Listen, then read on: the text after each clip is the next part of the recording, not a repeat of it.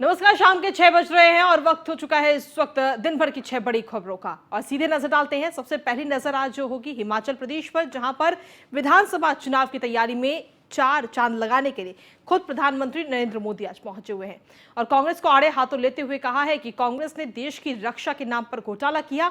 वहीं दूसरी और बड़ी खबर होगी मैनपुरी में लोकसभा और रामपुर की विधानसभा सीट पर उपचुनाव होना है, जिसके लिए 5 दिसंबर को वोटिंग और 8 दिसंबर को मतगणना होगी। तीसरी अहम खबर होगी प्रदेश में डेंगू को लेकर, क्योंकि डेंगू का कहर जो है प्रदेश में लगातार बढ़ रहा है, जिसको लेकर मुख्यमंत्री भी सख्त है। अस्पतालों में बेड की संख्या बढ़ाने के निर्देश मुख्यमंत्री की तरफ से दिए गए हैं। चौथी और यूपी की सबसे बड़ी खबर है, प्रदेश के बाहुबली मुख्तार अंसारी के बेटे अब्बास अंसारी पर ईडी ने शिकंजा कसा है। पांचवी खबर, गड्ढा मुक्त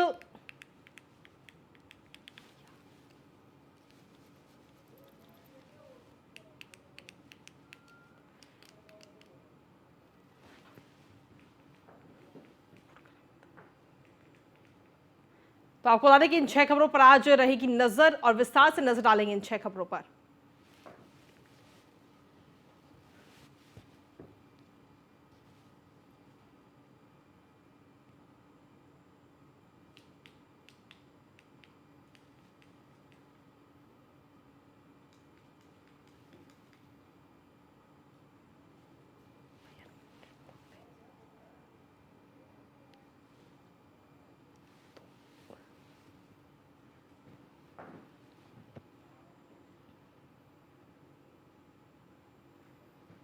तो चलिए बुलेटिन की शुरुआत करते हैं। आपको बता दें कि आज गोरखपुर जाने से पहले सीएम योगी ने डेंगू पर बैठक ली, जहां पर नोडल अफसरों को रोकथाम के लिए निर्देश दिए हैं।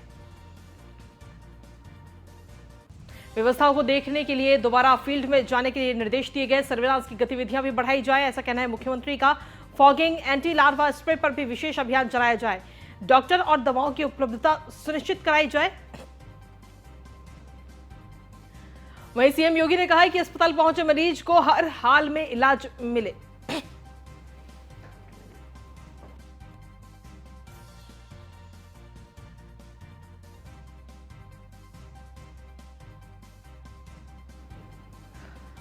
तो मुख्यमंत्री योगी आदित्यनाथ इस वक्त डेंगू का कहर जिस तरीके से प्रदेश में लगातार बढ़ रहा है, उसको लेकर के ये बैठक की और सीधे तौर पर निर्देश दिए हैं मुख्यमंत्री ने कि अस्पताल पहुंचे मरीज को हर हाल में इलाज जरूर मिले। व्यवस्थाओं को देखने के लिए दोबारा फील्ड में जाने के निर्देश दिए गए हैं।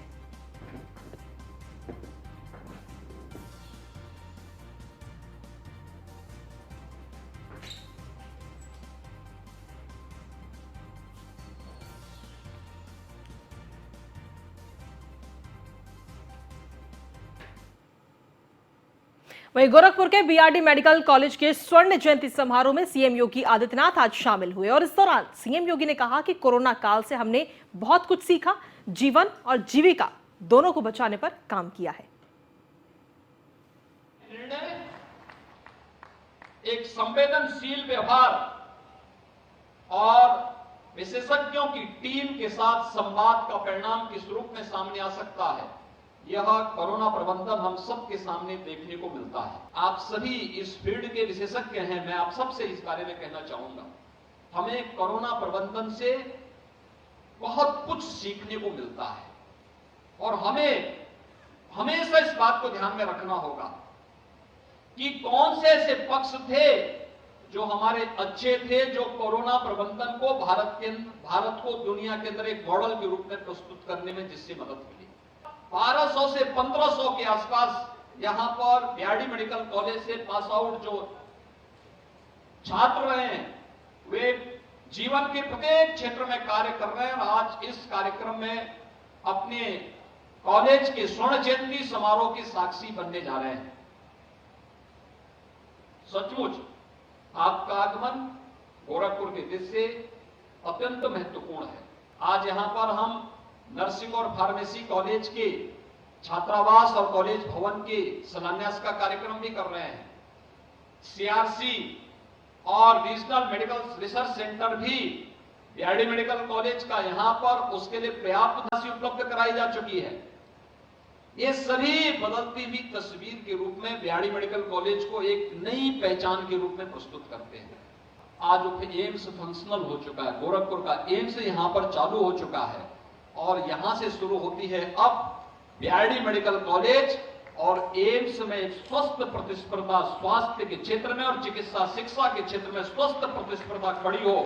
कौन विशेषज्ञ स्वास्थ्य सुविधा दे सकता है, क्योंकि जो सुविधाएं बीआरडी मेडिकल कॉलेज, जो सुविधाएं एम्स में है, उससे कम सुविधा बीआरडी मेडिकल कॉलेज में आज के दिन पर नहीं है। उससे अच्छी सुविधा ही होगी, उससे कम नहीं होगी, लेकिन हम उस प्रतिस्पर्धा के लिए अपने आप को तैयार तो करें।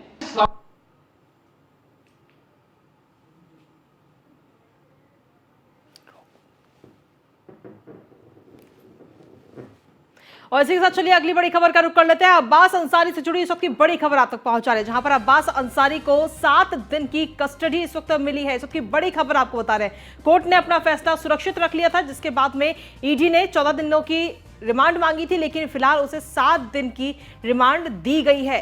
तो इस वक्त की बड़ी खबर आप तक पहुंचा रहे हैं, ईडी की रिमांड पर रहेगा अब्बास अंसारी। 14 दिन की रिमांड मांगी गई थी कोर्ट से, लेकिन कोर्ट ने 7 दिन की रिमांड को स्वीकार किया है।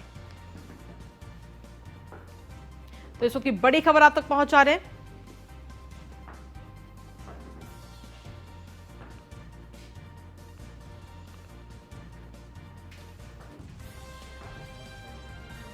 तो आपको बता दें कि ईडी की रिमांड पर रहेगा अब अब्बास अंसारी, और ईडी ने कोर्ट से 14 दिनों की रिमांड मांगी थी, लेकिन 7 दिन की रिमांड कोर्ट की तरफ से ईडी को दी गई है। अब 7 दिनों की रिमांड पर रहेगा अब्बास अंसारी। मुख्तार अंसारी का बेटा है अब्बास अंसारी, जिस पर ईडी लगातार जांच कर रही थी, और अब कोर्ट से 14 दिन की न्यायिक रिमांड मांगी गई। 14 दिन की रिमांड मांगी थी ईडी ने कोर्ट से, लेकिन कोर्ट ने सिर्फ 7 दिन की रिमांड दी है। तो इसकी बड़ी खबर आप तक पहुंचा रहे हैं। अब अब्बास अंसारी 7 दिनों की ईडी रिमांड पर रहेगा। तो इसकी बड़ी खबर आप तक पहुंचा रहे हैं। प्रयागराज से इस वक्त की बड़ी खबर, अब्बास अंसारी को कोर्ट से बड़ा झटका हुआ मिला है। अब्बास अंसारी को 7 दिन की कस्टडी रिमांड मिली है।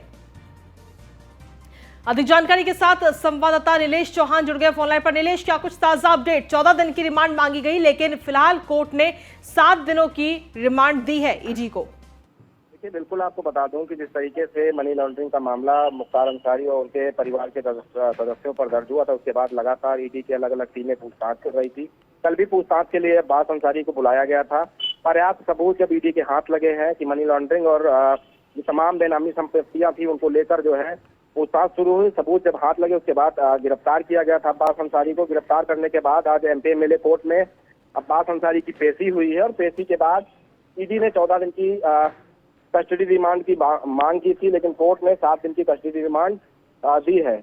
अब कहीं ना कहीं अब्बास अंसारी की मुश्किलें जो हैं थोड़ा और बढ़ती हुई नजर आ रही हैं। जिस तरीके से ईडी ने पूरा मामला दर्ज किया था, उसके बाद लगातार पूछताछ हुई और पूछताछ के बाद गिरफ्तार किया गया, और गिरफ्तार करने के बाद 7 दिन की जो है कस्टडी रिमांड मंजूर की गई है। तो रिमांड में लेकर जब ईडी इनसे पूछताछ करेगी, तो कहीं ना कहीं आने वाले दिनों में अब्बास अंसारी की जो मां है, उनसे भी ईडी पूछताछ कर सकती है, और आने वाले दिनों में कई और बड़ी कार्रवाइयां ईडी की तरफ से की जा सकती है। जी चलिए, शुक्रिया नीलेश तमाम जानकारी और अपडेट्स देने के लिए।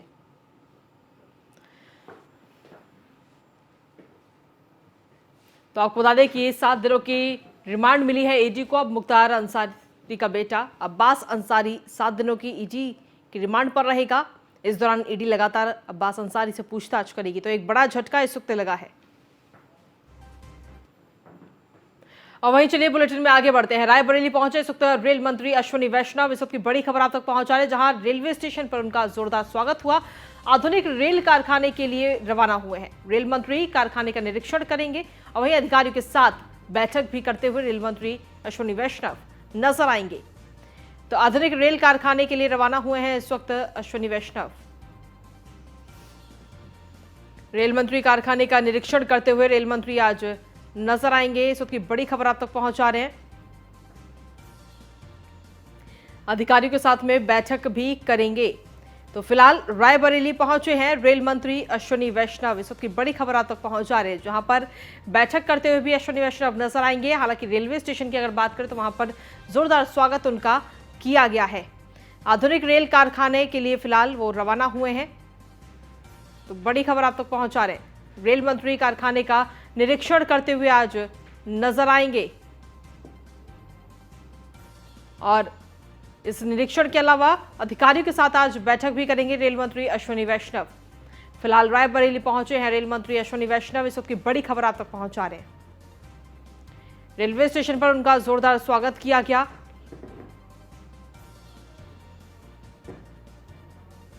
अधिक जानकारी के साथ संवाददाता असद खान जुड़ गया। असद, क्या कुछ ताजा अपडेट आपके पास? जिस तरह से एक दिवसीय दौरा था और कहीं न कहीं से रेल मंत्री जब रेलवे स्टेशन पहुंचते हैं तो तकरीबन 1.5 घंटे के बाद पहुंचते हैं, लेकिन कार्यकर्ताओं में उत्साह था। दिनेश प्रताप सिंह जो स्वतंत्र प्रधानमंत्री हैं, उड्डयन मंत्रालय देख रहे हैं, उन्होंने गर्मजोशी से उनका स्वागत किया। कार्यकर्ताओं ने उनका गर्मजोशी से स्वागत किया और कहीं न कहीं राजमार्ग होते हुए रेल कोच पहुंचे और रेल कोच पहुंचने के बाद वहां निरीक्षण किया। और कहीं न कहीं वंदे मातरम जो ट्रेन का वो संचालन है वो पहले केरल में दिया गया था, अब उसको दिया गया रायबरेली और यहाँ से ही वो बोगी बन के निकलेंगी। ये बड़ी उपलब्धि उनने बताते हुए मोदी को और योगी जी को और दोनों को उनने सराहाया भी। और कहीं न कहीं से ये जो दौरा था तो 2024 का चुनाव है और लगातार उसके बाद लोकसभा चुनाव को देखते हुए कि हम अमेठी जीत चुके थे, अब हम रायबरेली पे हमारी नजर है और रायबरेली हमको जीतना है। तो कांग्रेस के गढ़ में चेन लगाने का काम बीजेपी आगामी चुनाव में किस तरह से रणनीति तैयार करेगी ये आने वाला समय तय करेगा। फिलहाल निकाय चुनाव को लेकर जिस तरह से तैयारी बीजेपी कर रही है। और चलिए, शुक्रिया तमाम जानकारी देने के लिए असद।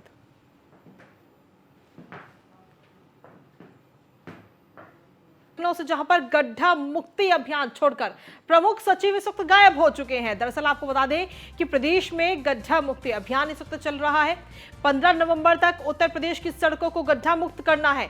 3 शिफ्टों में पीडब्ल्यूडी के इंजीनियर और अफसर लगातार काम कर रहे हैं। पीडब्ल्यूडी के अफसरों की सारी छुट्टियां रद्द कर दी गई हैं। मंत्री जितेंद्र प्रसाद भी सड़कों पर उतरकर काम इस वक्त करवा रहे हैं। प्रमुख सचिव नरेंद्र भूषण इस वक्त छुट्टी मनाने के लिए निकल गए। गड्ढा मुक्ति अभियान छोड़कर नरेंद्र भूषण दिल्ली रवाना हुए हैं। सीएम की सर्वोच्च प्राथमिकता वाली गड्ढे से बनाई उन्होंने दूरी। अभियान से प्रमुख सचिव नरेंद्र भूषण ने दूरी बनाते हुए नजर आए हैं। तो बड़ी खबर आप तक पहुंचा रहे हैं। यह अभियान इस वक्त चल रहा है उत्तर प्रदेश के अंदर कि 15 नवंबर तक उत्तर प्रदेश की सभी सड़कों को गड्ढा मुक्त कर दिया जाए। लेकिन इस दौरान नरेंद्र भूषण ही गायब हो गए, छुट्टी मनाने के लिए चले गए, जबकि पीडब्ल्यूडी के जो तमाम कर्मचारी हैं, जो अधिकारी हैं, उन सभी की छुट्टियों को रद्द कर दिया गया है। यहां तक कि मंत्री जितेंद्र प्रसाद खुद सड़कों पर उतरकर सड़कों को रिपेयर करवाते हुए नजर आए हैं। खुद लोग जो ऑफिस है, कार्यालय है, वहां पर पहुंचे। तो ऐसे में 15 नवंबर तक यूपी की सड़कों को गड्ढा मुक्त करना है। यह अभियान इस वक्त उत्तर प्रदेश में चल रहा है। 3 शिफ्टों में पीडब्ल्यूडी के इंजीनियर अफसर इस वक्त काम कर रहे हैं लगातार।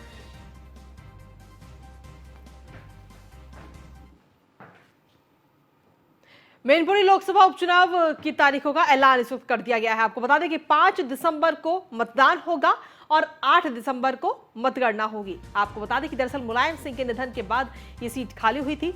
वहीं रामपुर विधानसभा सीट पर भी उपचुनाव का ऐलान कर दिया गया है। दरअसल आजम खान की सदस्यता रद्द होने के बाद में ये सीट खाली हुई, तो इन दोनों ही सीटों पर मतदान होना है। 5 दिसंबर को मतदान होगा, जिसके बाद में 8 दिसंबर को नतीजे आएंगे। रामपुर विधानसभा सीट पर भी उपचुनाव का ऐलान इस वक्त कर दिया गया है और मैनपुरी लोकसभा सीट पर उपचुनाव का ऐलान है। तो सियासी समीकरण क्या है वो आपको बता दें। 1996 से इस सीट पर लगातार समाजवादी पार्टी का कब्जा है, जो मैनपुरी की लोकसभा सीट है। मैनपुरी जो क्षेत्र है वो यादव बाहुल्य क्षेत्र है। ऐसे में मैनपुरी समाजवादी पार्टी का गढ़ भी इसे कहा जाता है, क्योंकि लगातार समाजवादी पार्टी का प्रत्याशी ही यहां से जीतता रहा है। मोदी लहर में भी इस सीट पर समाजवादी पार्टी को ही जीत मिली थी। 1996 से लगातार समाजवादी पार्टी का कब्जा है और इसीलिए इस सीट को समाजवादी पार्टी का गढ़ भी कहा जाता है। पर मुलायम सिंह यादव के निधन के बाद में ये सीट खाली हुई।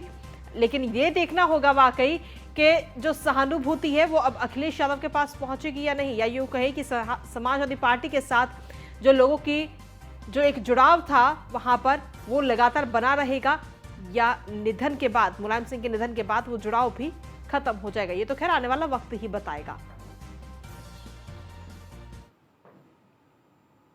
वहीं अमरोहा में भारतीय जनता पार्टी के प्रदेश अध्यक्ष उपेंद्र चौधरी ने राहुल गांधी की भारत यात्रा पर तंज कसा।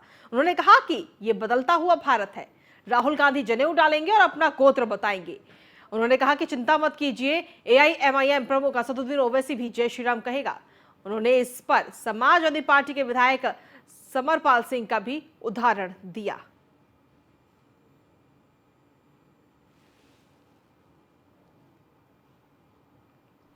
अभी माननीय विधायक समरपाल सिंह समाजवादी पार्टी के बड़े विधायक नेता हैं, कैसे टोपी पे लगाए पहने घूम रहे थे और हिरन का काय का मांस खा रहे थे चुनाव में। अब देखो कैसे गंगा आरती आगे बढ़ के कर रहे हैं। तो ये कहीं ना कहीं बदलता हुआ भारत है। अब राहुल गांधी जनेऊ डालेंगे, अपना गोत्र बनाएंगे और चिंता मत करो, ओवैसी भी जय श्री राम करेगा, आप टेंशन की बात। अभी माननीय विधायक समरपाल सिंह। वहीं संभल में समाजवादी पार्टी के सांसद शफीकुर रहमान बर्क ने बीजेपी के वरिष्ठ नेता और पूर्व केंद्रीय मंत्री मुख्तार अब्बास नकवी के बयान पर भड़क गए और कहा कि पाकिस्तान में सिर्फ एक आदमी पर हमले से हिंदुस्तान के मुसलमानों के महफूज होने का फैसला नहीं हो जाता। मुख्तार अब्बास नकवी वर्ल्ड के आंकड़े मंगवा कर पहले जानकारी करें कि मुस्लिमों के लिए कौन सा मुल्क महफूज है, उसके बाद बयानबाजी करें।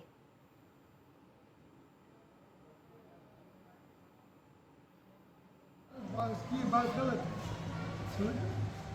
ये कैसे एक आदमी के ऊपर सारे मुल्क का फैसला एक आदमी के गोली लगने से हो जाएगा। अब ऐसे कितने वाक़यात इन मुल्कों के अंदर होते रहते हैं। ये तो या तो उस पर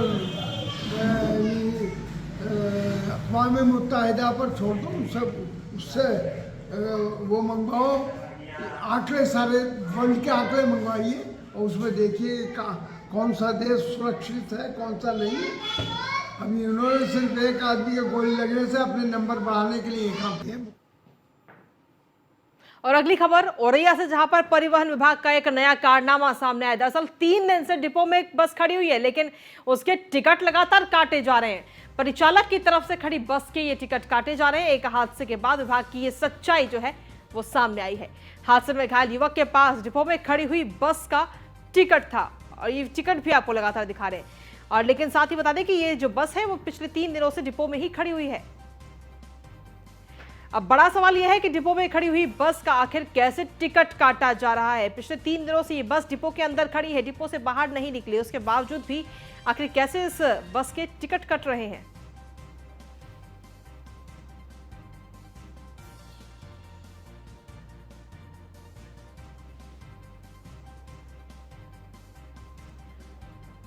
तो ये बड़ी खबर आप तक पहुंचा रहे हैं औरैया से, जहां पर परिवहन विभाग की तरफ से ये नया कारनामा इस वक्त सामने आया है कि पिछले 3 दिनों से एक बस डिपो के अंदर खड़ी हुई है, लेकिन उसके टिकट जो है वो लगातार कट रहे हैं। परिचालक की तरफ से खड़ी इस बस के टिकट काटे जा रहे हैं। आप यहाँ क्या है? ये जो 2309 गाड़ी खड़ी है, ये कब से खड़ी है आपके यहाँ? 3-4 दिन बाद खड़ी थी। क्या समस्या है इस गाड़ी में? गुरु में खड़ी गाड़ी 4 दिन से खड़ी है। आप यहाँ क्या है? ये जो गाड़ी है 2309 खड़ी है, कितने बजे आई थी? जी आई हुई तो हम लोग को पता नहीं, हम लोग शाम को चले जाते हैं। अच्छा, 5 बजे शाम को खड़ी थी? शाम को नहीं थी। जब आप सवेरे आए तब कब? कितने बजे आए? सुबह आए तो हमें यहीं लगी मिली। कितने बजे आए थे आप? हम आए वही 9:30 के लमसम आए। तब गाड़ी खड़ी थी। ये जो गाड़ी है 2309 इटावा से बोलने को। तो कैसे क्या हादसा हुआ आपके साथ में? रोडवेज वाले ने रोकी नहीं। कहाँ पर? चौराहे पे, हाईवे से।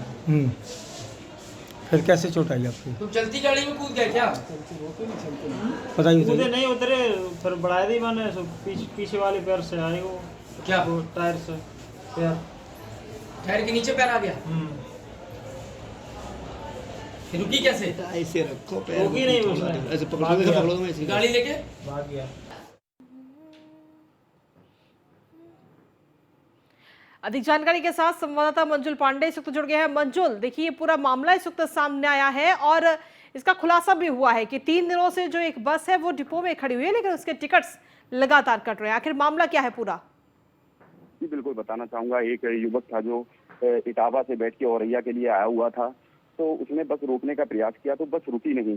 तो स्लो बस में वो धीरे से उतरने का प्रयास कर रहा था, तो पीछे वाला बस उसके पहिया उसके पैर पे चढ़ गया जिस दौरान उसको यातायात पुलिस कर्मचारियों द्वारा उनको अस्पताल में भर्ती कराया गया, जहां पर उसने रोडवेज का टिकट दिखाया। टिकट दिखाने के बाद जब जानकारी हुई कि यह बस 3 दिन से डिपो में खड़ी हुई है। जी, फिलहाल अभी ये पूरा मामला जब सामने आ गया, खुलासा हो गया, तो क्या अब कार्रवाई की बात कही जा रही है? जी, इसमें बात करने का प्रयास किया गया था, लेकिन मीडिया से दूर नजर आ रहे हैं यारम जी। चलिए ठीक है, शुक्रिया मंजुल तमाम जानकारी देने के लिए।